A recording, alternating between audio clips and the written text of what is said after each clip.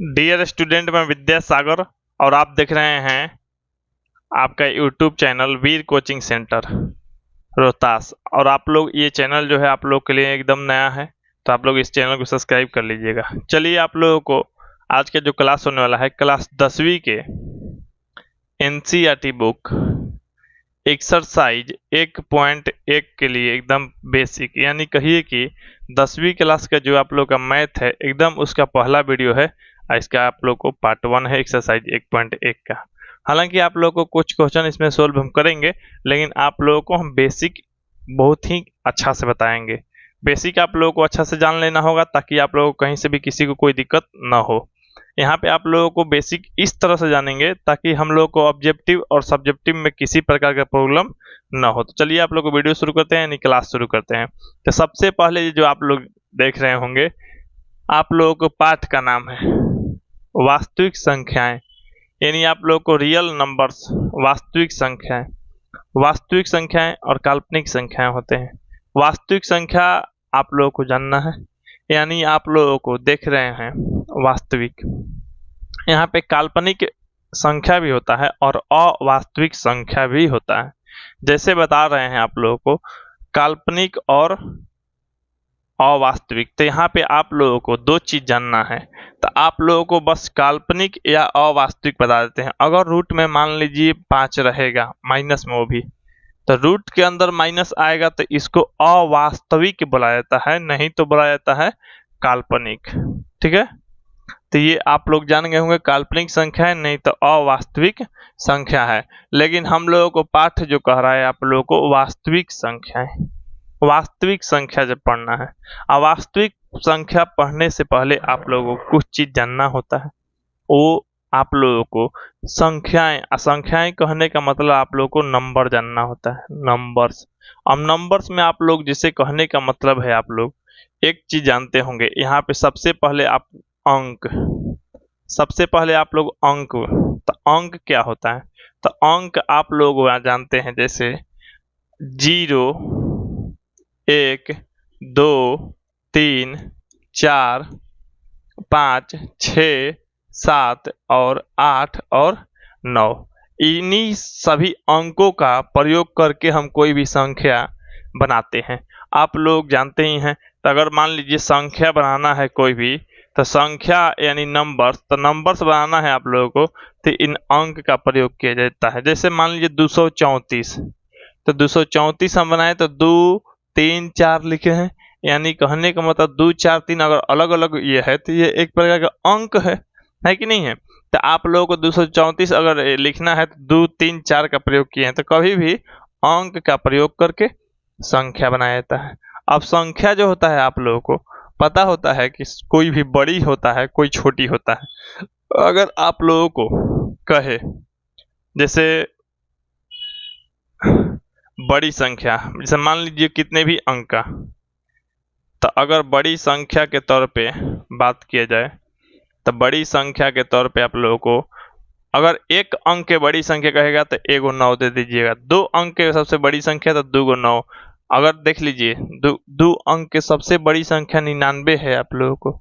99 से अब बड़ा नहीं है 2 अंक में। अगर आप लोग एक भी बढ़ा दीजिएगा, अगर थोड़ा सा भी बढ़ाते हैं तो आप लोगों को ये 100 बन जाएगा। 100 बनेगा तो आप लोगों को 3 अंकों की संख्या बन जाएगी, लेकिन 2 अंकों की संख्या के लिए क्या होता है? 2 9। 2 अंक की सबसे बड़ी संख्या 2 9 हो गया। इसी प्रकार से आप लोगों को 3 अंक की सबसे बड़ी संख्या जो हो जाएगा 3 गो आप लोगों को 9 हो जाएगा। 4 अंकों की सबसे बड़ी संख्या अगर बात कीजिएगा तो 4 गो आप लोगों को 9 होगा। यानी कहने का मतलब है आप लोगों को कहीं भी कितने भी आप लोगों को अंक की संख्या बनाना है और बड़ी संख्या पूछ रहा है तो उतना 9 लिख दीजिए। 6 अंक का बड़ी संख्या 6 को 9 दे दीजिए, आप लोग आसानी से हो जाएगा। यानी कहने का मतलब अब इससे बड़ा नहीं होगा 4 अंक में, तो यानी 4 अंक की सबसे बड़ी संख्या यही हो गया। उसी तरह से आप लोग को छोटी संख्या भी होता है। जैसे कोई अंक दे सकता है, कोई भी आप लोग से पूछेगा या सवाल आप लोग को दिया हुआ रहेगा, तो आप लोग को छोटी संख्या जानना है। तो जैसे मान लीजिए आप लोगों को 1 अंक के सबसे छोटी संख्या, तो 1 अंक के सबसे छोटी संख्या जो होता है 1 होता है। क्या होता है? 1। अब 1 से छोटा कीजिएगा तो 0 बन जाएगा। अगर पूर्णांक संख्या पे बात कीजिएगा तब यहाँ पे आप लोगों को 2 अंक की सबसे छोटी संख्या तो एक यानी एगो एक और उसके बाद 0, एक एक मत समझ लीजिए, ये नहीं तो मान लीजिए छोटी संख्या में एक एक प्रयोग कर देंगे, नहीं, एगो एक बाकी 0, ठीक है। अब यहाँ पे 3 अंक के सबसे छोटी संख्या, तो एगो एक है बाकी सब क्या 0, तो 3 अंक बनाने के लिए 2 को 0 कर दीजिए। 4 अंक के सबसे छोटी संख्या, तो एक पर कितना 0, 3 गो, यानी कहने का मतलब है कि एक और उसके बाद 3 0 लिख दीजिए, तो गिनिएगा तो 4 अंक के हो गया। ये 4 अंक के सबसे छोट संख्या है। अगर आप सोचिएगा हम एक कम कर दें, तो अगर थोड़ा सा भी आप कम करते हैं तो एक कम होने का मतलब ये है कि 999 हो जाएगा, और 999 जो है 3 अंक की संख्या है।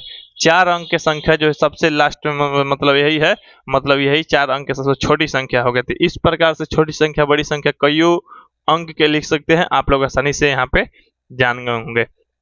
इसके बाद आप लोग यहाँ पे इसको आप लोग नोट कर लीजिएगा, या आप लोग को ऐसे ही मुँह जबानी याद होगा। अब यहाँ पे मान लीजिए संख्या तो जान गए, अब संख्या जान गए तो संख्या के बाद आप लोगों को कुछ संख्याएं जानना है। यानी आप लोगों को संख्या को 2 भागों में बांटा गया है। जैसे आप लोगों को अगर 2 से विभाजित होने के आधार पे कहिएगा, तब अगर आधार लेकर चलेंगे कोई भी, तो 2 से विभाजित होने वाला हम संख्या आप लोग से पूछेंगे तो कहिएगा सर 2 प्रकार की होती है, एगो होता है सम संख्या, एगो होता है विषम संख्या। अब देखिए संख्या का जो मीनिंग होता है आप लोग को नंबर्स होता है, अंक का जो मीनिंग होता है डिजिट होता है, ठीक है। अब आप लोग को संख्या में आप लोग जब विभाजित कर रहे हैं तो आप लोग अब सम संख्या हम लोग जानेंगे। सम संख्या यानी आप लोगों को जो 2 से विभाजन के आधार पे आप लोग देखे हैं तो सम संख्या यानी इवन नंबर, सम संख्या देखिए। इसके बाद आप लोग 2 के विभाजन के आधार पे हम विषम संख्या देखते हैं। तो देखिए विषम संख्या, अब देखिए ऐसे आप लोगों को बताते हैं जैसे आप लोग सीखते हैं सभी टीचर से। जैसे 2 से पूरी विभाजित होने वाली संख्या सम संख्या कहलाती है, और जिसमें 2 से पूरी विभाजित ना हो, चाहे जो इसमें 2 से पूरी भाग न लग सके, उसको विषम संख्या कहते हैं। वैसे तो ठीक है, आप लोगों को जानकारी के लिए जान गए, लेकिन आप लोगों को हम बताते हैं पहचानने के तौर पे, अभी तो लिखवाएंगे लेकिन पहचानने के तौर पे आप लोग जान लीजिए सम संख्या और विषम संख्या को। सम संख्या और विषम संख्या, देखिए अगर किसी भी संख्या को, मतलब संख्या किसी भी कहने का मतलब छोटा है बड़ा है कितना अंक का है उससे मतलब नहीं है, किसी भी संख्या में अगर इकाई अंक 0, 2, 4, 6, 8 अगर रहेगा तो वो संख्या 2 से पूरी विभाजित हो जाएगी। जैसे बता रहे हैं आप लोगों को, जैसे मान लीजिए 480 आप लोग देख रहे हैं, तो ये क्या है अंतिम में आप लोग देख रहे हैं 480 में लास्ट में अंतिम में कहिए कि इकाई अंक 0 है। तब बताए ही हैं हम आपको इकाई अंक अगर 0, 2, 4, 6, 8 रहेगा तो आप लोग को सम संख्या कहा जाएगा। तो ये सम संख्या है आप लोगों को। जैसे मान लीजिए 6, 7, 5, 7, 2, ये क्या है, तो ये भी आप लोगों को सम संख्या है, क्योंकि इकाई स्थान पे क्या है 2 है, तो इकाई स्थान पे आप लोग देखिएगा तो उसके अनुसार बता सकते हैं। अगर इकाई स्थान पे 0, 2, 4, 6, 8 के अलावा कोई दूसरा संख्या आता है, जैसे मान लीजिए 1 आता है, 3 आता है, 5 आता है, 7 आता है, 9 आता है, तो आप लोगों को वो संख्या विषम संख्या कहलाएगी। जैसे मान लीजिए 871, तो अंतिम में क्या है 1, 357, अंतिम में 7 है, अंतिम कहने का मतलब इकाई अंक में 7 है, तो ये आप लोग को 2 से पूरी विभाजित नहीं होगी, यानी ये विषम संख्या है। तो ये विषम संख्या हो गया, ये सम संख्या। तो आप लोग इस तरह से तो आप लोग जान गए, लेकिन आप लोगों को अब यहाँ पे हम लिखते हैं सम संख्या और विषम संख्या, जो कि आप लोग सभी टीचर से इसी तरह से पढ़े होंगे सम संख्या विषम संख्या। तो यानी सम संख्या 2 से कहिएगे, यानी 2 से पूरी विभाजित लग जाएगा ना, तो हाँ, तो 2 हो गया, 4 हो गया, 6 हो गया, 8 हो गया, 10 हो गया। अब देखिए अंतिम में या इकाई अंक पे 2, 4, 6, 8, 0 रहता है, तो पूरी संख्या 2 से विभाजित होने वाली होती है, नहीं तो कहिए सम संख्या होती है। अब इसी के जैसा चलेगा 12, फिर से 2 इकाई स्थान में मिलेगा, फिर से 4 मिलेगा, फिर से 6 मिलेगा, यानी इसी तरह से आप लोगों को चलता रहेगा। लेकिन आप लोग को ऑब्जेक्टिव क्वेश्चन में दे देता है कि सबसे छोटी सम संख्या, तो आप लोग 2 होता है, सम संख्या 2 से ही प्रारंभ भी होती है, ठीक है। अब आप लोग विषम संख्या, तो विषम संख्या वे सारी संख्या है जिसमें 2 से पूरी विभाजित नहीं हो सकती, चाहे जिसमें 2 से पूरी विभाग नहीं दी जा सकती। यानी कहने का मतलब आप लोगों को हो गया ये विषम संख्या है। अब विषम संख्या जो होता है 1, 3, 5, 7, 9, ये होता है विषम संख्या होता है। क्या होता है? विषम संख्या। इकाई के स्थान पे ये सब रहेगा ना तो समझ लीजिए विषम संख्या है। इसके बाद 11, अब फिर से दोहराने लगेगा वही चीज, लास्ट में फिर 3 रहेगा, इकाई स्थान 15, 17, 19, इस तरह से आप लोग को विषम संख्या होगा। तो यानी देख लीजिए ध्यान से, आप लोग इस तरह से देख सकते हैं। और हाँ, अब यहाँ पे जिससे सम संख्या विषम संख्या 2 से विभाजित होने के आधार पे है, आप लोगों को ये एक बहुत बड़ा सॉल्यूशन भी देता है। जैसे बता रहे हैं, मान लीजिए अगर आप फ्यूचर में कोई बड़ा अधिकारी बनते हैं, अन्यथा आप कोई ऐसा नेता बनते हैं जिसमें आप लोगों को जिम्मेवारी मिलती है कि शहर को प्रदूषित होने से बचाइए, या कहिए कि शहर में अगर हो रही है ट्रैफिक जाम तो ट्रैफिक जाम को बचाइए, ट्रैफिक जाम से मुक्ति दिलाइए। तो आप लोगों के लिए एक अच्छा उपाय हो सकता है। जैसे वाहनों की जो नंबर होती है, या तो सम संख्या होगी, नहीं तो विषम संख्या होगी। 4 नंबर के जो भी डिजिट, 4 अंक डिजिट वाला मिलता है संख्या, तो या तो मान लीजिए जैसे हम आप ले लेते हैं, जैसे मेरा गाड़ी अगर है तो मेरा गाड़ी जैसे हम लेते हैं, बता नहीं रहे हैं आप लोग को, 7122 मान लीजिए, ठीक है, 6805, इस तरह से है आप लोग को। तो ये लास्ट में देखिएगा इसमें क्या है? 2 है, तो 2 है तो ये सम संख्या है। अच्छा, ये 6805 लास्ट में 5 है तो ये विषम संख्या है आप लोग को। तो सम संख्या विषम संख्या, तो आप लोग को निदान के लिए बता देना चाहते हैं कि सम संख्या विषम संख्या वाला नियम निकालिएगा अपने शहर, अपने जो भी राज्य या क्षेत्र में। आप लोग को ऑड इवन का मतलब ये है कि आप लोग नियम लगा दीजिए शहर में कि एक दिन शहर में सिर्फ वही गाड़ी चलेगा जिसका नंबर जो है सम संख्या वाला हो, यानी इवन नंबर वाला हो। एक दिन शहर में गाड़ी वही चलेगा जिसका संख्या जो है, नंबर जो है आप लोगों को विषम संख्या हो। तो अब बताइए, सबके पास दो गो गाड़ी नहीं ना है।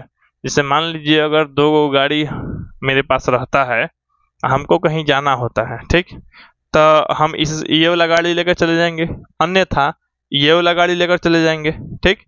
तो किसी दिन सम संख्या वाला जाने वाला मार्केट में मान लीजिए बारी रहेगा तो हम ये गाड़ी लेकर चले जाएंगे, अन्यथा ये लेकर जाएंगे तो फाइन हो जाएगा हमारा। अगर विषम संख्या वाला ले जाने वाला बारी है तो ये वाला लेकर जा सकते हैं। तो सबके पास ऐसा उपाय नहीं हो सकता है, क्योंकि सबके पास 2 गाड़ी नहीं होगा। तो क्या होगा? तो शहर में समझिए सीधा ट्रैफिक आधा हो जाएगा, बस नियम लगाते ही आधा हो जाएगा। जैसे गाड़ी जो है, मान लीजिए किसी के पास एगो गाड़ी है तो वो रोज एक गाड़ी से ऑफिस जाता है या कुछ भी करता है। आप नियम लगा दिए कि आपका नंबर जो है या तो सम है नहीं तो विषम होगा, कोई तो एक होगा। तो एगो होगा उसके पास मान लीजिए सम, तो अब उस सम दिन वाला जो गाड़ी होगा उस दिन वो उस गाड़ी से जा सकता है कहीं पे, या अपने परिवार को घुमा सकते हैं, या कुछ भी कर सकता है, या ऑफिस जा सकता है। अगला दिन विषम वाला होगा तो वो अपना गाड़ी से नहीं हो जाएगा, हो सकता है फ्रेंड का गाड़ी हो, चाहे किसी की गाड़ी हो, उसी पे बैठ के चला जाए ऑफिस, सब लोग साथ में ऑफिस चले जाए। गाड़ी जो है संख्या कम रोड पे दिखेगी, ट्रैफिक जाम कम होगा। इस तरह से आप लोग निदान कर सकते हैं। तो सम विषम इस तरह से भी आप लोग को, और इवन सीधा सीधा संख्या को आधा आधा कर देता है। अगर आप लोगों को कह देगा 1 से 20 तक सम संख्या तो 10 गो होगा, 1 से 50 तक सम संख्या तो 25 गो होगा, विषम संख्या तो आधा बा। अगर 1 से 50 तक आप संख्या लिखिएगा तो उसमें से 25 गो सम और 25 गो विषम होता है, ये बात याद रखिएगा। सम और विषम इस तरह से जान गए होंगे आप लोग, सम विषम। अब इसके आगे हम चलते हैं आप लोगों को, सम और विषम के बाद आप लोगों को प्रकृत संख्या, प्रकृत संख्या जो कि आप लोग घर में रह के सीखे होंगे, प्रकृत संख्याएं या संख्या जो कि आप लोग को मम्मी की सिखाई होगी, इसको कहा जाता है गिनती। क्या कहा जाता है? गिनती, यानी नेचुरल नंबर, नेचुरल प्रकृत संख्या। और उसके बाद आप लोगों को पूर्ण संख्या होता है। तो पूर्ण संख्या, तो यहाँ पे आप लोग खुद देख रहे होंगे ये सब का ज्यादा काम नहीं है। नेचुरल नंबर यानी गिनती की संख्या, अगिनती की संख्या जो होती है 1 से शुरू होती है, 1 2 3 4 5 6 7 जो भी, आप लोग इस तरह से चलता जाएगा, अनंत तक जाएगा, कभी इसका अभी अंत नहीं है। यानी आप लोगों को कहिए कि सर आप हमको गिनती पढ़ा रहे हैं, तो बात तो सही है कि हम गिनती पढ़ा रहे हैं, लेकिन आप लोगों को हम उस कैटेगरी के मैथ बताएंगे कि आप लोग कहीं पे किसी को भी कोई दिक्कत नहीं होगा। मैथ में अगर जिन लोगों का 100 में 100 लाने का अगर सपना है, तो आपके अंदर हम क्षमता देंगे कि कम से कम आप लोग 100 या उसके आसपास रहिए। कोई भी चीज इग्नोर नहीं करेंगे, हर चीज बताएंगे, आप लोगों को समझना है, जानना है, सीखना है।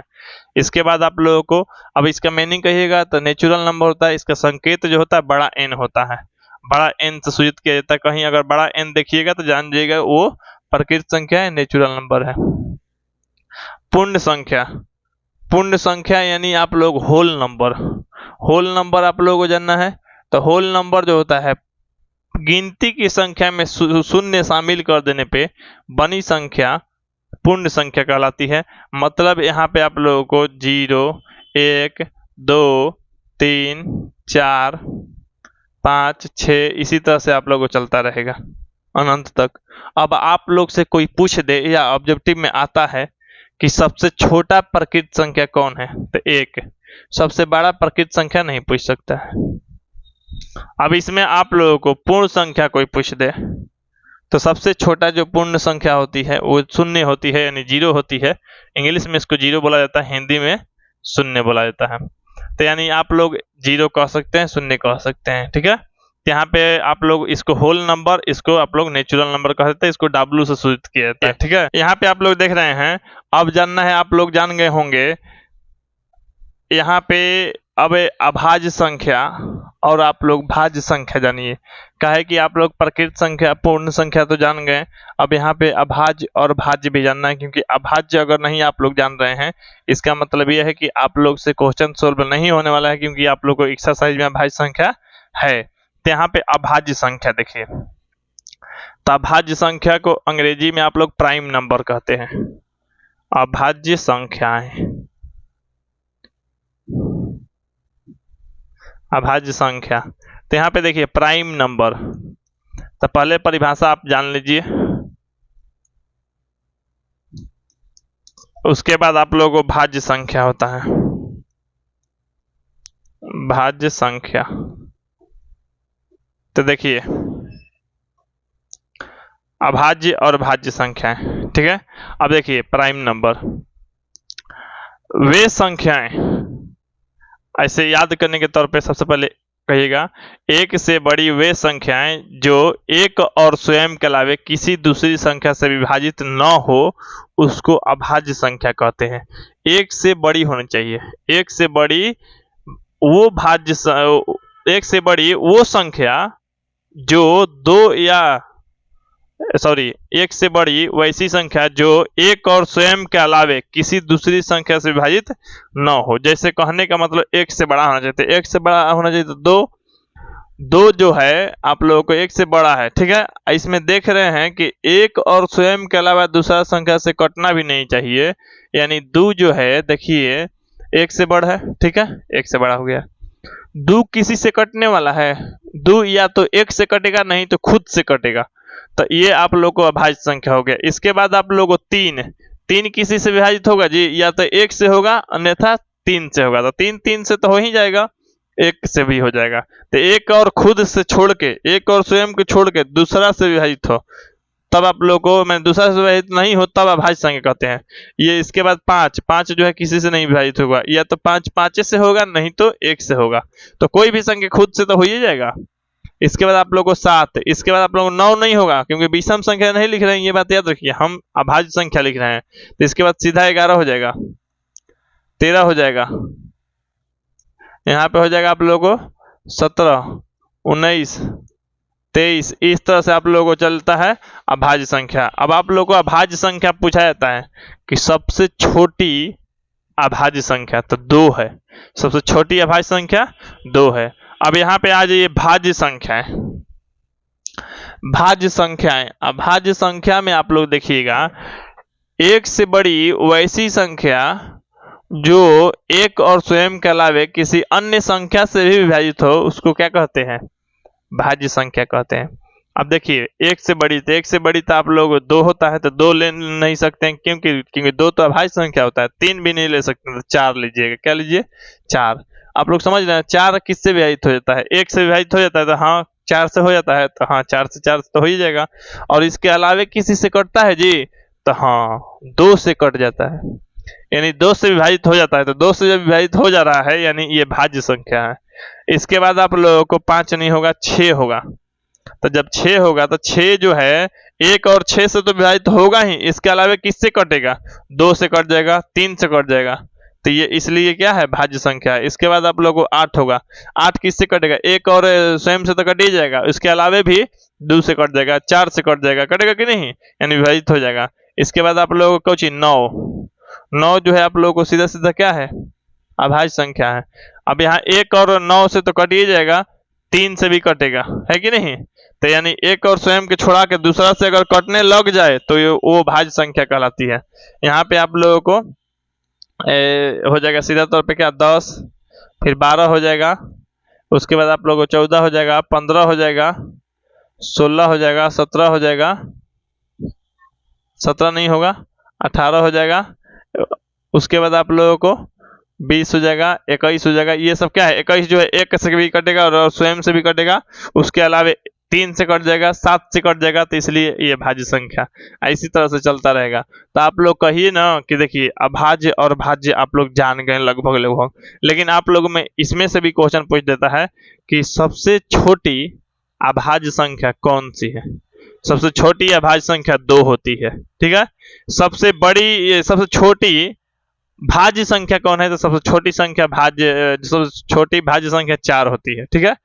अब आप लोग को इसमें यह भी कह देगा, ऐसे भी क्वेश्चन देता है, जो बता रहे हैं वो ध्यान से देखिएगा। क्वेश्चन दे देगा 20 से छोटी अभाज्य संख्या कौन है? 20 चाहे कहेगा ना, ऐसे कहेगा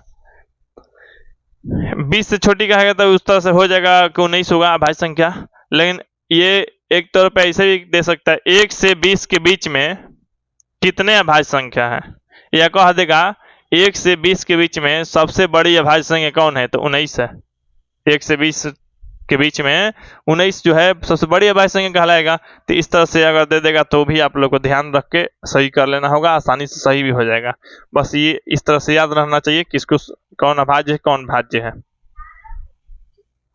अभाज्य पूछा जा रहा है, तब भाज्य 19 होगा।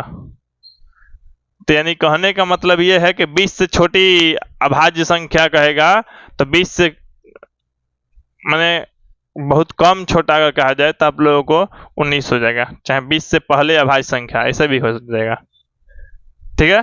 तो यानी ऐसे भी दे ज्यादातर देने का संभावना क्या है कि दे देगा कि 1 और 10 के बीच में कितने अभाज्य संख्या है? तो 1 2 3 4 गो है 1 से 10 के बीच में।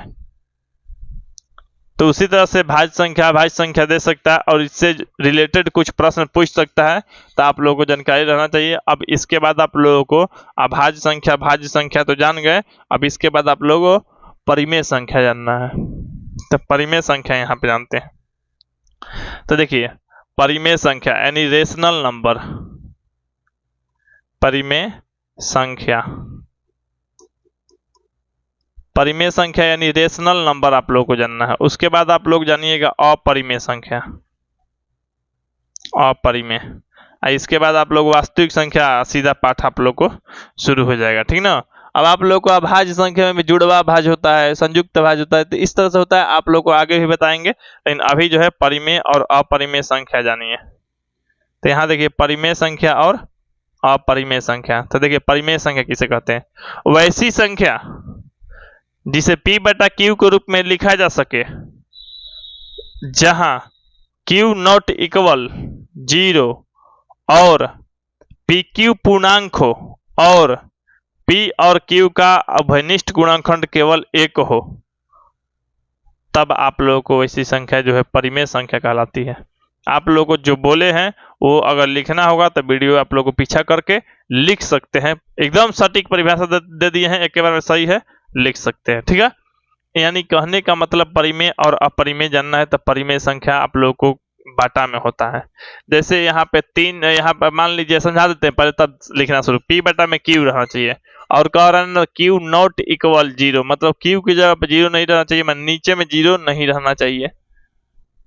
तो यानी आप लोगों को p बटा q के रूप में, तो p बटा q के रूप में देते हैं, तो यहाँ पे 5 बटा में 3 क्या है, बटा के रूप में है ना, तो ये परिमेय संख्या हो गया।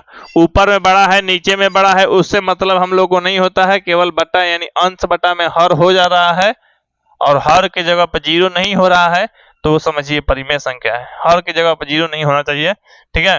अच्छा, ये परिमेय संख्या हो गया आप लोग को। इसके बाद आप लोग 3 बटा में 2 भी लिख सकते हैं, नहीं तो यहाँ पे 4 भी लिख सकते हैं, 4 या 4 बटा में 1 लिख सकते हैं। तो यह भी आप लोगों को परिमेय संख्या हो गया, ठीक है। यानी आप लोगों को 0 क्या है, 0 परिमेय संख्या है, तो हाँ 0 परिमेय संख्या है, ये आप लोग को बता दिए, हाईलाइट कर दिए आप लोगों को।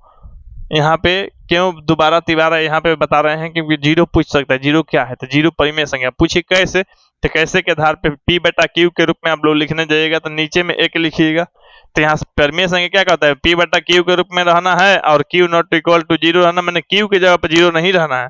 तो नीचे ऊपर में p है, ये नीचे में q है, तो q की जगह पर 0 नहीं रहेगा, माने इसके जगह पर 0 नहीं रहेगा, इसकी जगह पर क्या है 1 है, तो इसकी जगह पे 1 है, यानी इसकी जगह पर 0 नहीं रहेगा। और जब 0 नहीं रहेगा इसके जगह पे, 0 है भी नहीं, तो वो तो परिमेय संख्या हो गया। तो यानी 0 केवल 0 अगर लिखा है वो यानी आप लोगों को परिमेय संख्या हो गया, सीधा बात है। तो ये परिमेय संख्या हो जाता है आप लोगों को। अगर रूट में 25 है तो 25 को हल कीजिएगा तो केवल क्या आ जाएगा, 5 आएगा, तो 5 भी आप लोगों को परिमेय है, तो यह भी परिमेय संख्या कहला जाएगा। आप लोगों को परिमेय संख्या का इस प्रकार की परिभाषा तो आप लोग बोल दिए हैं, एग्जाम्पल हो गया। अब जानते हैं अपरिमेय संख्या, यानी आप लोग rational number, irrational number meaning होता है आप लोग को। अब यहाँ पे अपरिमेय संख्या जानना है, अपरिमेय संख्या का भी एग्जाम्पल जानना है। ऐसे आप लोग अगर परिमेय में कहिएगा तो परिमेय में अगर देखिएगा, जैसे 22/7 एक बहुत ही प्रचलित है, तो 22/7 अगर आप लोग से कोई पूछे तो 22/7 क्या है, परिमेय है कि अपरिमेय है, तो ये आप लोग को बटा में लिखा गया है ना 22/7। और जिसे 22/7 को हम p बटा q के रूप में भी लिख सकते हैं, और q की जगह पर 0 भी नहीं है, यानी ये परिमेय है। 22/7 क्या है, परिमेय संख्या है, ये सीधा सीधा आप लोग समझ गए होंगे, ठीक ना।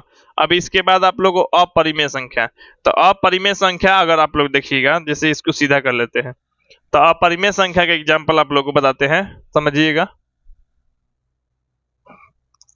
तो देखिए अपरिमेय संख्या जैसे में √3, अब अपरिमेय संख्या कहते किसको है, तो देखिए अपरिमेय संख्या जो है आप लोगों को वैसी संख्या जिसको p बटा q के रूप में नहीं लिखा जा सकता, उसको अपरिमेय संख्या कहा जा सकता है।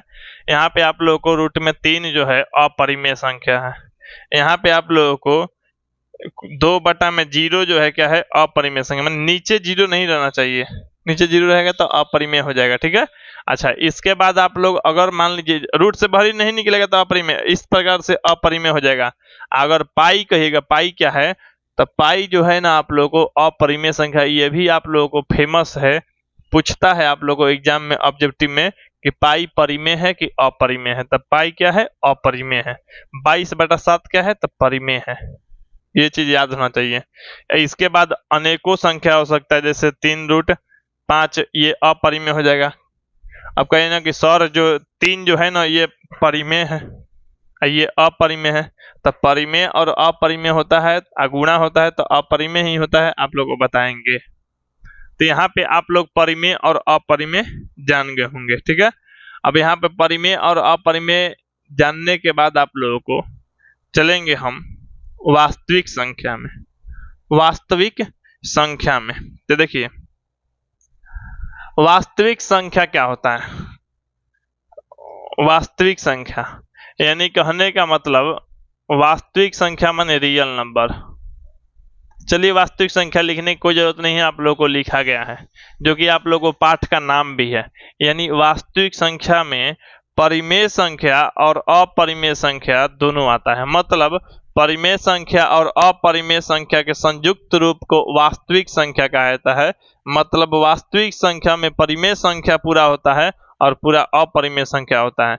वास्तविक संख्या में पूरा का पूरा संख्या ही मिल जाएगा, माने कहने का मतलब अगर एग्जाम्पल हम लें तो आप लोगों को 5 भी क्या है, वास्तविक संख्या है, और रूट में 5 भी क्या है, ये अपरिमेय संख्या, परिमेय देख रहे हैं तो अच्छा बात है, लेकिन ये दोनों के दोनों वास्तविक कहलाएगा। देखिए ये परिमेय है, ये अपरिमेय है, सबको पता है।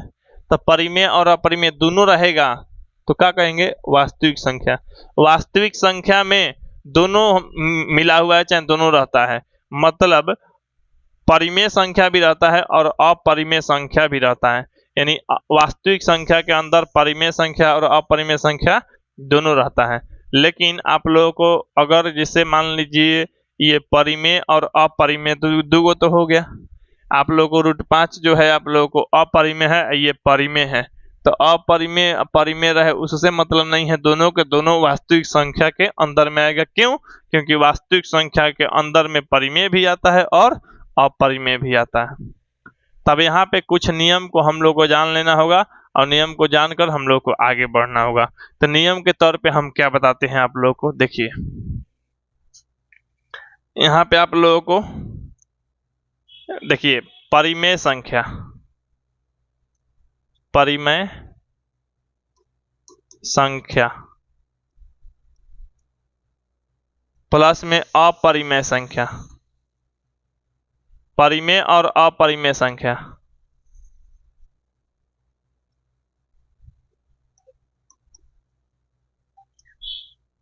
परिमेय संख्या और अपरिमेय संख्या दोनों को अगर हम जोड़ेंगे मतलब हम योग करेंगे तो क्या आएगा, तो ये हमको प्राप्त होगा आप लोगों को अपरिमेय संख्या। तो ये याद रखिए, परिमेय और अपरिमेय संख्या को जोड़ते हैं तो क्या आता है, आप लोगों को अपरिमेय संख्या आता है। इस बात को जानकारी हमेशा आप लोगों को रहना चाहिए, ठीक है। अब यहाँ पे आप लोगों को परिमेय संख्या और अपरिमेय संख्या का घटाव जब करेंगे तो घटाव करने के बाद आप लोगों को क्या आता है, तो घटाव अगर करते हैं तो भी आप लोगों को अपरिमेय संख्या ही आता है। ये बात आप लोगों को आसानी से जानना चाहिए। यहाँ पे हम घटाव किए हैं तब परिमेय और अपरिमेय, ठीक है। अब देखिए आप लोगों को, अब आप लोगों को क्या चीज समझना है, तो अशून्य परिमेय संख्या। हम आप लोगों को जैसे यहाँ पे एग्जाम्पल देना उचित है, देते हैं आप लोग को। यहाँ समझिए, जैसे परिमेय संख्या के तौर पे 2 लेते हैं, अपरिमेय में रूट में 3 लेते हैं।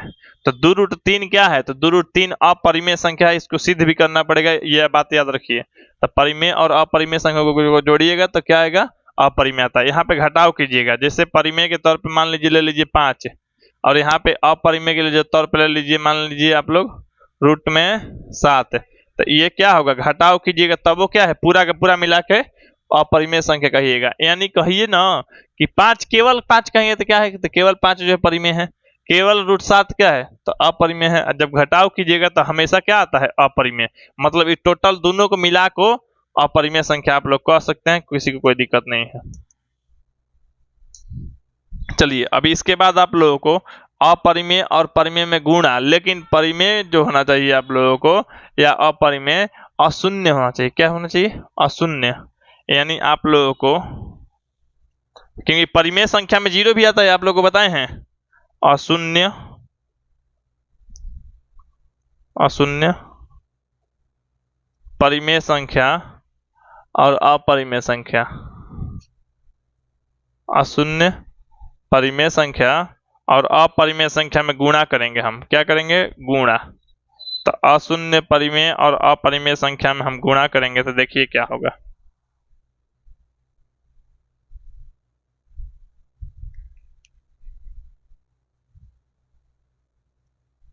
अशून्य परिमेय संख्या और अपरिमेय संख्या में हम क्या कर रहे हैं, गुणा। तो जब गुणा करेंगे ना तो अपरिमेय आएगा। कहिए ना कि सर शून्य ले लेते तो क्या होता, तो शून्य ले लीजिएगा, मान लीजिए 0। यहाँ पे कोई भी अपरिमेय संख्या कीजिए आप लोग रूट 5, तो गुणा कीजिएगा तो क्या हो जाएगा, केवल 0। और 0 क्या हो जाएगा, परिमेय संख्या, लेकिन होना क्या चाहिए, अपरिमेय।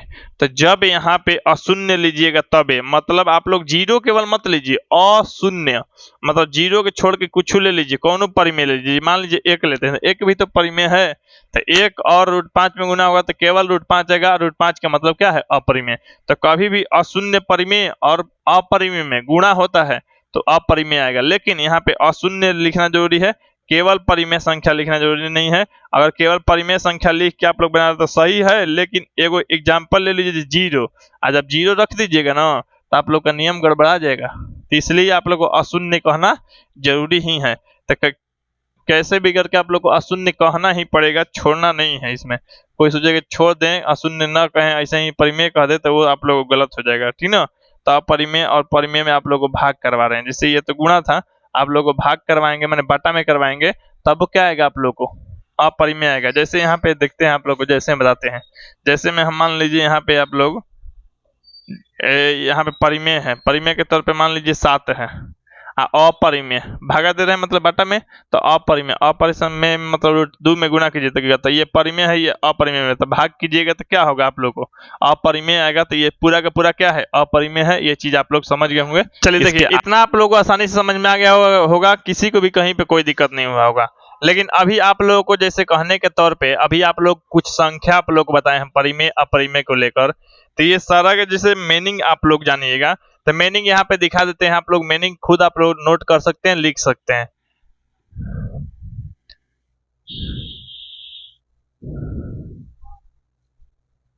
तो यहाँ पे देखिए, ये जितने भी संख्याएं दिख रहा है आप लोगों को, कोई भी एक ऐसा संख्या नहीं है जो कि छोड़े हैं। हम पूरा का पूरा आप लोगों को बता दिए हैं। यानी कहने का मतलब है कि प्रकृत संख्या, पूर्ण संख्या, पूर्णांक संख्या, सम संख्या, विषम संख्या, भाज्य संख्या, परिमेय संख्या, अपरिमेय संख्या, वास्तविक संख्या, सबका मीनिंग भी आप लोग देख रहे होंगे, लिख लेंगे, ठीक है। अब आप लोग नोट कर लीजिएगा। इसके बाद आप लोगों को हम चलते हैं यहाँ पे, आप लोगों को यहाँ पे हम लोग को सीखना क्या है कि धनात्मक पूर्णांक, कोई भी धनात्मक पूर्णांक ए और बी के प्रत्येक युग्म के लिए हमने ऐसी पूर्ण संख्या Q और R ज्ञात कर चुके हैं कि ये आप लोग को बुक, जो NCERT बुक है, आप लोग को उसी की का स्क्रीनशॉट है।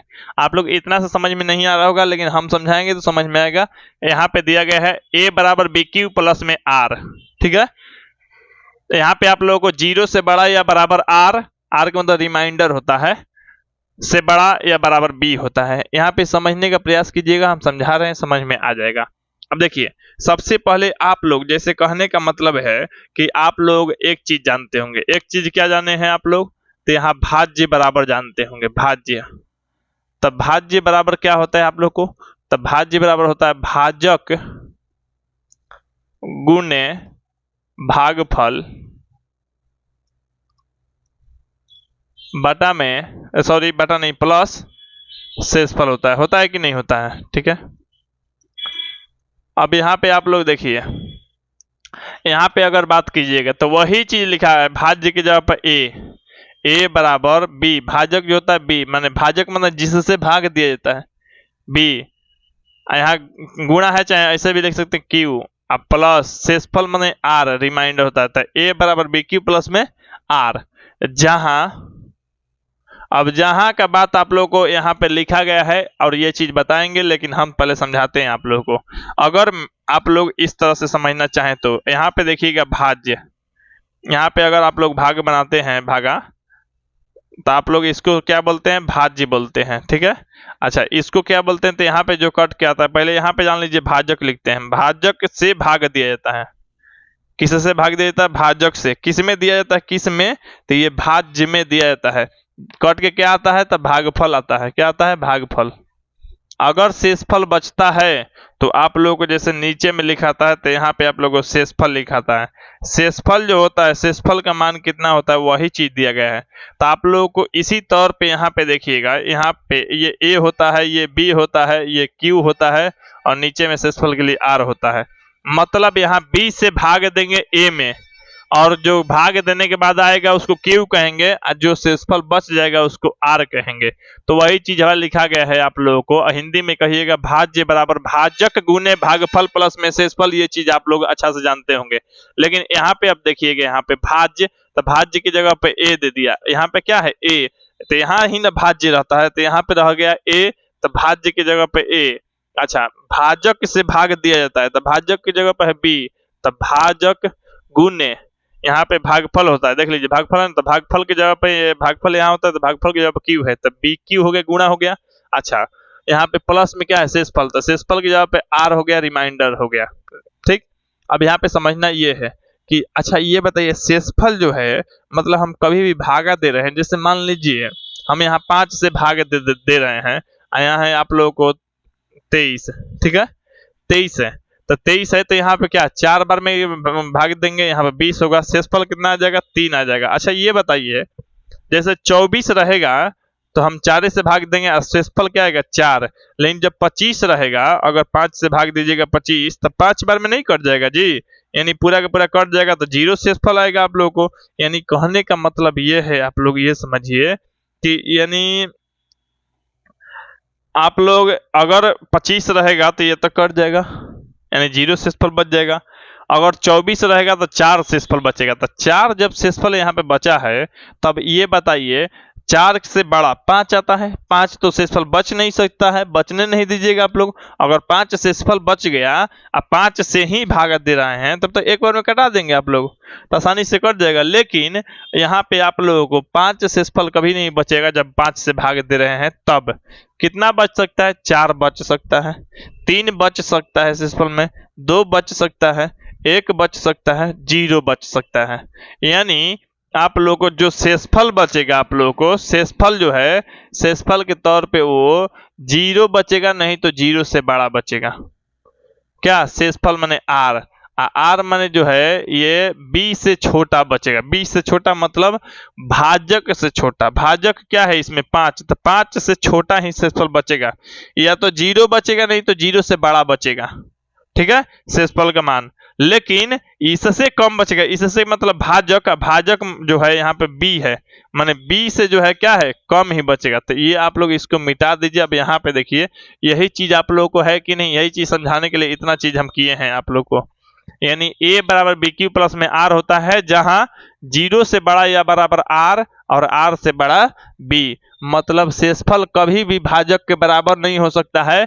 मतलब आप लोग यहाँ अगर आप लोग लगाइएगा तो यहाँ जैसे कहने का मतलब है आप लोग लगाते हैं यहाँ पे इस तरह से तो लग जाएगा, तो नहीं बिल्कुल गलत ही हो जाएगा। तो आप लोगों को बराबर नहीं लगेगा, बराबर क्यों नहीं लगेगा तो कभी भी शेषफल बराबर के नहीं बचता, बी के बराबर नहीं बचेगा। मान लीजिए हम यहाँ से भाग दे रहे हैं, यहाँ 6 है यहाँ भी 6 है, तो एक बार में नहीं हल हो जाएगा, तो बराबर नहीं बचता है, छोटा बचता है और 0 बच सकता है और 0 से बड़ा।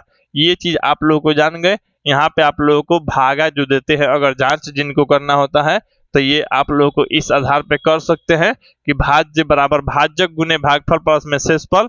ये जो है आप लोगों को एक्सरसाइज 1.4 में प्रयोग भी होने वाला है, एक नहीं 2 पाठ में प्रयोग होने वाला है भाजक भागफल वाला सूत्र, तो आप लोग आसानी से जानिएगा। हालांकि ये इंग्लिश में जो है आप लोग को a बराबर बी क्यू प्लस आर, जहां 0 से बड़ा या बराबर आर और आर से बड़ा बी बार बार उपयोग करना पड़ेगा एक्सरसाइज 1.1 में ही, यानी एकदम शुरुआत में ही ये चीज जानना है आप लोग को। तो इतना चीज जान गए होंगे। अब देखिए अब यहाँ पे आप लोगों को इतना के बाद सीधा सा है आप लोगों को, इतना के बाद आप लोगों को सीधा सा है, चलिए यहाँ पे आप लोगों को ये जो है आप लोगों को एनसीईआरटी बुक का अगर देखिएगा तो उदाहरण 1 यानी एग्जाम्पल 1 है, एग्जाम्पल 1 में दे दिया गया है आप लोगों को 4052 और 12576 का एचसीएफ यूक्लिड विभाजन एल्गोरिथम का प्रयोग करके ज्ञात कीजिए। देखिए यूक्लिड विभाजन एल्गोरिथम क्या होता है आप लोगों को पता चल गया यहाँ पे, नहीं तो यहाँ पे जो यही आप लोग देख रहे हैं ना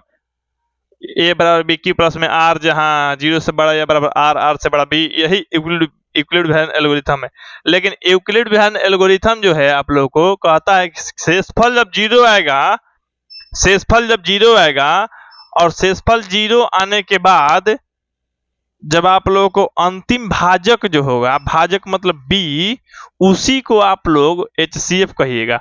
मतलब आप लोग भाग देते जाइए और शेषफल जब 0 आ जाएगा, और शेषफल जब 0 आएगा आप लोगों को और उसमें जो भाजक होगा अंतिम भाजक यानी लास्ट में जो b का मान होगा वही आप लोगों को HCF होगा। तो HCF निकालना है माने मौसा ज्ञात करना है। मौसा ज्ञात करने के लिए आप लोग 2-3 विधि सीखे होंगे, जैसे आप लोग विभाजन विधि या गुणनखंड विधि द्वारा HCF ज्ञात करते होंगे, तो आप लोग वो विधि तो जानते ही होंगे, लेकिन इसमें यूक्लिड विभाजन एल्गोरिथम प्रयोग करना ही है।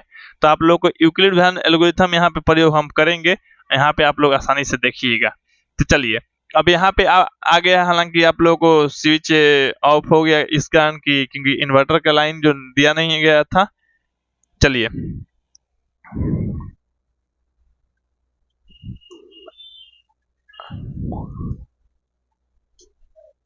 चलिए यहाँ पे अब आप लोग को सोल्व हम कर देते हैं। आप लोग ये बात जान लीजिए,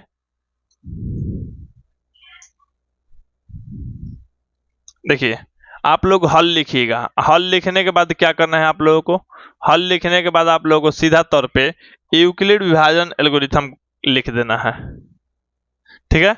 यानी कहने का मतलब है, यहाँ लिखिएगा यूक्लिड विभाजन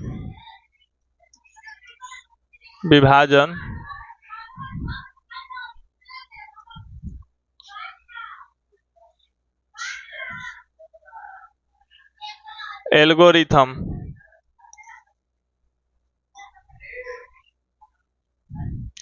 यूक्लिड विभाजन एल्गोरिथम से, तो देखिए यूक्लिड विभाजन एल्गोरिथम का प्रयोग करना है। यूक्लिड विभाजन एल्गोरिथम का प्रयोग कर रहे हैं, यहाँ पे आप लोग ध्यान दीजिएगा। यूक्लिड विभाजन एल्गोरिथम से जो प्रयोग करना है वही हम लिख लेंगे। हर बार ये लिखिएगा जब भी क्वेश्चन बनाइएगा। आप लोग को एक्सरसाइज 1.1 में यही है। अगर जो ये सीख गया तो एक्सरसाइज 1.1 आप लोग को आसानी से बनेगा, उसमें से बहुत सारा क्वेश्चन। तो ये आप लोग को ये विधि सीखना ही है।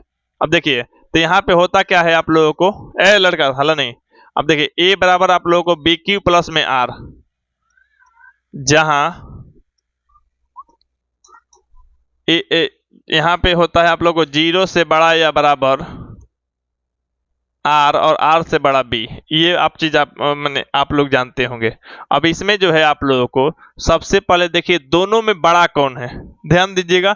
दोनों में बड़ा बताना है। तो देखिए 4052 से बड़ा है 12,576। कभी कभी क्या हो सकता है ना, कभी कभी बड़ा वाला अंक यहाँ दे दे, छोटा वाला अंक यहाँ। तो आप लोग हमेशा बड़ा छोटा देखिएगा, यहाँ वहां मत देखिएगा, बड़ा और छोटा देखिएगा। तो आप लोग बड़ा में छोटा से भाग दीजिएगा, चाहे कहिए कि छोटा से बड़ा में भाग दीजिएगा। यानी लिखेंगे हम, ये क्या है, इससे ये बड़ा है तो इसलिए 4052 से, चाहे उतना में लिखिए, 12,576 में 52 में भाग कर उ लोग को बोल दो छुट्टी जाओ, इतना से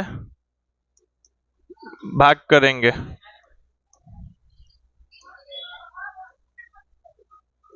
चल देखो वो लोग बोल दो, हल्ला करेगा, जाओ छुट्टी, सीधा बात है। वो लोग को बोलो तो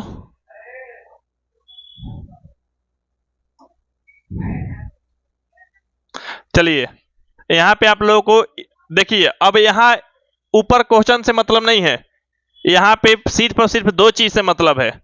इतना में इतना से भाग करेंगे, तब भाग करेंगे तब भाग कीजिए। तो देखिए भाग कितना सरल होता है, आसान होता है। देखिए हालांकि 2-3 स्टेप में करना पड़ेगा हम लोगों को। जैसे 4052 से भाग करेंगे, 4052 से भाग करेंगे यानी 12,576, 12,576 है। और इससे भाग करेंगे इसमें, ठीक है। तो इससे भाग करेंगे इसमें, तो आप लोगों को भाग करने के लिए हम लोगों को करना क्या होगा, तो सबसे पहले ये 3 बार में जाएगा, 12,156 होगा। ये आप लोगों को अगर शेषफल अगर ढूंढिएगा आप लोग, शेषफल कितना आएगा, तो ये तो कट जाएगा आप लोगों को 420 शेषफल आएगा। आप लोग इतना तो भाग करते होंगे ना, आसानी से भागा तो बनाना सीखे होंगे ना, तो वही चीज है। अब यहाँ पे देखिए क्या है, आप लोग क्या करते हैं, ए बराबर बी क्यू प्लस में आर, ए बराबर बी क्यू प्लस आर करते हैं। तो यहाँ हम ए की जगह पर क्या लिखेंगे, 12,576। ये एक बार हम लिख दिए, बार बार नहीं लिखेंगे। 12,276 है, 12,576 है। 12,576 बराबर 4052। केवल उसमें जाओ 1 मिनट देख लो, लोग के बीच में कौन बात कर रहा है, केवल नामों हमको बता देना। 1 मिनट रुक के देखना। तो यहाँ पे 4052 गुणे क्यू है ना, तो क्यू की जगह पर क्या आया है 3। तो 3 से हम क्या करेंगे, 3 से हम गुणा करेंगे। प्लस में आर है तो आर, तो आर की जगह पर होता है शेषफल। शेषफल कितना है तो 420। तो यहाँ पे हम लिख देंगे 420। तो यहाँ पे आप लोगों को शेषफल जो है आप लोगों को 420 बचा हुआ है, तो शेषफल 420 लिख दिए। अब इसमें किसी को कहीं पे कोई दिक्कत नहीं हुआ होगा। तब यहाँ पे देखिए आप लोगों को ये लिखिएगा जहां, क्या लिखिएगा, जहां जहां r बराबर क्या बचा है, तो r बराबर बच गया 420, लेकिन r बराबर 420 है लेकिन 0 के बराबर नहीं है। इसका मतलब ये है आप लोगों को कि r का मान आप लोगों को 420 आया लेकिन 0 के बराबर नहीं आया, मतलब 0 नहीं आया। तो ये चीज आप लोग समझ में आ रहा होगा कि r का मान जो 420 आया है 0 नहीं आया है। यूक्लिड विभाजन एल्गोरिथम यही कहता है कि शेषफल 0 आएगा। अगर शेषफल 0 नहीं आया है तो समझिए अभी HCF बनाने के लिए और प्रक्रिया आगे करना है। तो यहाँ पे 0 नहीं आया तो अब प्रक्रिया करेंगे, तो लिखेंगे अब देख लीजिए, अब दो गो चीज, अब इसमें आप लोगों को दो गो चीज समझना है। अब इसमें जो है इसका वैल्यू एक तरह से एगो प्रोसेस कर दिए, आगे कर दिए, तब ये और ये बच गया। मतलब आप लोगों को दो चीज बच रहा है, कौन कौन, तो एगो ये बच गया और एगो ये, मतलब शेषफल और भाजक का अगला स्टेप में उपयोग करेंगे। तो ये दोनों में आप लोग को पता है, तो ये छोटा है तो इससे इसमें भाग दे दीजिए। तो लिखेंगे अब 4052 में 420 से भाग करेंगे। तब भाग करेंगे ना, तो यहाँ पे आप लोग को भाग करने के लिए क्या करना है, तो लिख देंगे भाग करेंगे।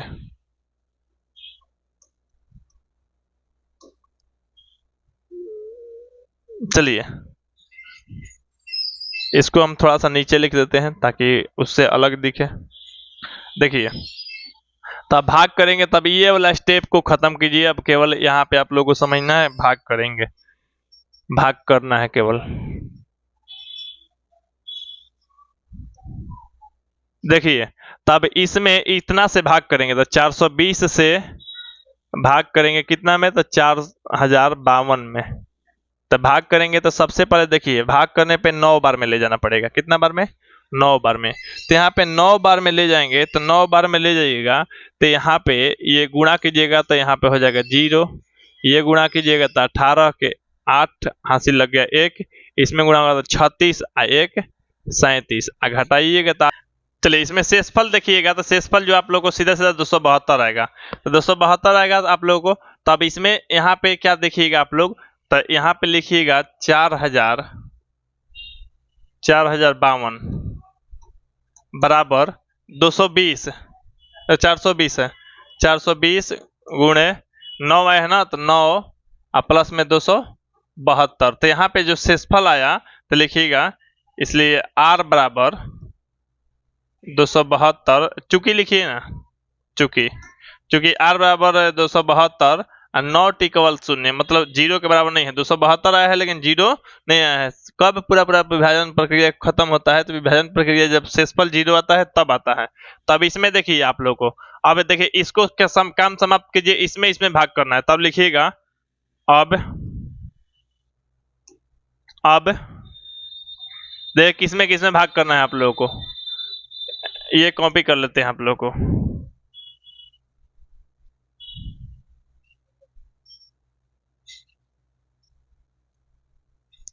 यहाँ पे लिख देते हैं, ये अंक आप लोगों को ये हटा देते हैं, ठीक है। अब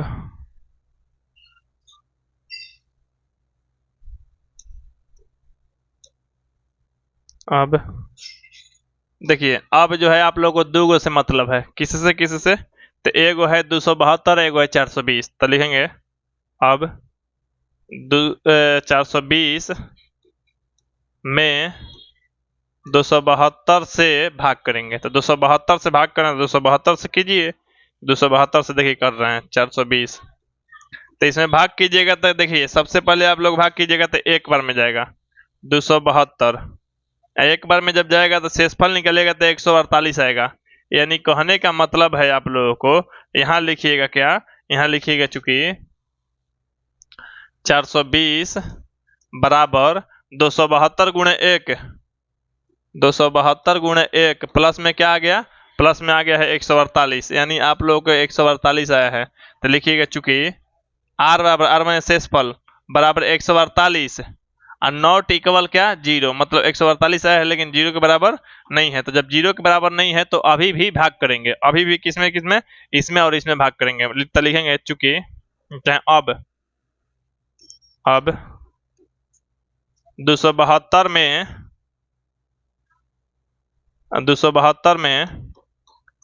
148 से भाग करेंगे। तो यहाँ पे देखिए, तो भाग करेंगे तो भाग करके देख रहे हैं, तो देखिए 148 में 272, तो इसमें भाग करेंगे तो यहाँ पे सीधा तौर पे आप लोग 148 में जब भाग करेंगे 272 में, तो ये एक बार में ही जाएगा 148 लिखा जाएगा, है ना। तो यहाँ पे जब शेषफल आप लोग पूछिएगा तो 124 आ जाएगा, क्या आ जाएगा, 124, ठीक है। तो यानी कहने का मतलब है आप लोगों को, तो यहाँ क्या लिखिएगा, चूंकि 272 बराबर 148 गुने 1 प्लस में शेषफल कितना आ गया 124, मैंने अभी भी जीरो नहीं आया है। तो यानी लिखिएगा चूंकि r बराबर 124 नॉट इक्वल जीरो, मतलब r बराबर 124 आया है लेकिन जीरो के बराबर नहीं है। तो अब क्या करेंगे, तो अब इसमें भाग करेंगे, कौन चीज, तो अंक यहाँ बदल देंगे, बस कॉपी कर लेते हैं हिंदी। तो अब लिखिएगा यहाँ पे आप लोगों को,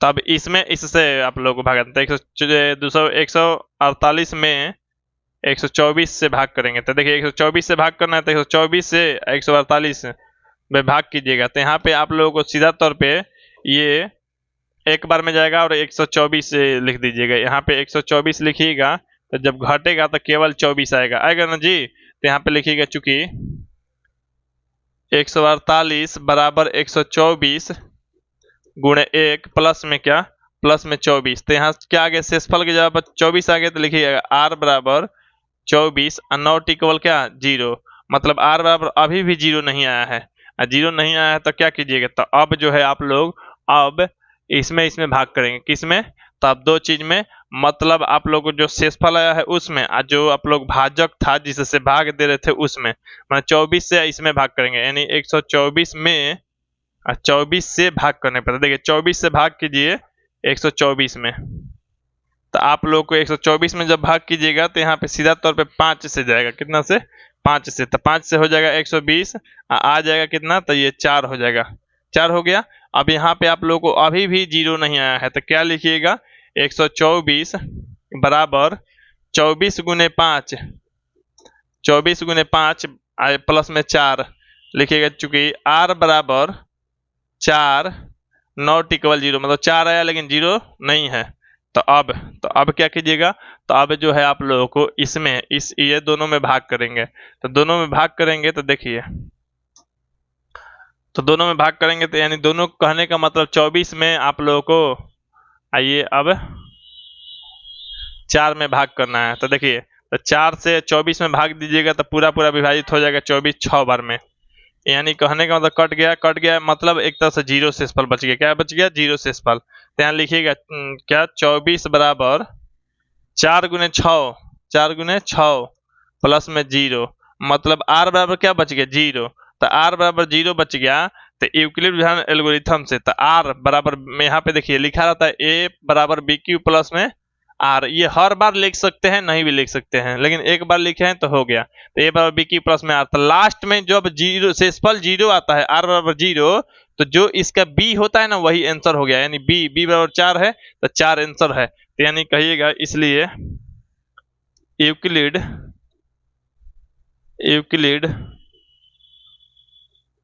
विभाजन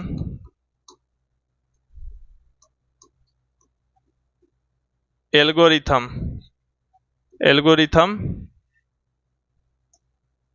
से, यहाँ b बराबर लिख लीजिए, b बराबर क्या है, 4 ना, तो 4, तो यहाँ पे b बराबर 4, तो यहाँ पे आप लोग को इसलिए HCF बराबर क्या हो जाएगा, तो HCF बराबर आप लोग को 4, जो कटाता है ना, माने जिससे लास्ट में भाग देने पे कट जाता है जीरो आता है, वही आप लोगों को ये वाला हो जाएगा HCF। तो HCF 4 आ गया, आप लोगों को ये बन गया। तो इस तरह से आप लोग को यहाँ पे स्क्रीनशॉट ले सकते हैं, हम 2 बार में स्क्रीनशॉट लेने लायक हम जूम इन कर देते हैं आप लोग को, ताकि स्क्रीनशॉट में आप लोग ले सकते हैं। तो यहाँ पे देखिए ये है, उसके बाद आप लोग यहाँ स्क्रीनशॉट ले सकते हैं। इसके बाद आप लोग को यहाँ से ले सकते हैं, ठीक है। इसके बाद आप लोग यहाँ से स्क्रीनशॉट ले लीजिएगा, ठीक है। अब स्क्रीनशॉट लेके आप लोग क्या कीजिएगा ना कि आप लोग अपना नोट्स बना लीजिएगा, आप लोग लिखते चलिएगा, बनाते चलिएगा। आप लोग को अगला जो वीडियो आएगा हमारा उसमें आगे आप लोग को सोल्व करेंगे, आगे पढ़ेंगे। आप लोग कोशिश यही कीजिए, चैनल को सब्सक्राइब कर लीजिए, वीडियो को शेयर कर दीजिए सबके पास। और आप लोगों को प्ले लिस्ट बना के लिंक डिस्क्रिप्शन बॉक्स में डाल देंगे, वीडियो लाइन बाई लाइन से रहेगा आप लोगों को, ताकि खोजने में तकलीफ नहीं होगा, शुरू से मिल जाएगा आप लोगों को।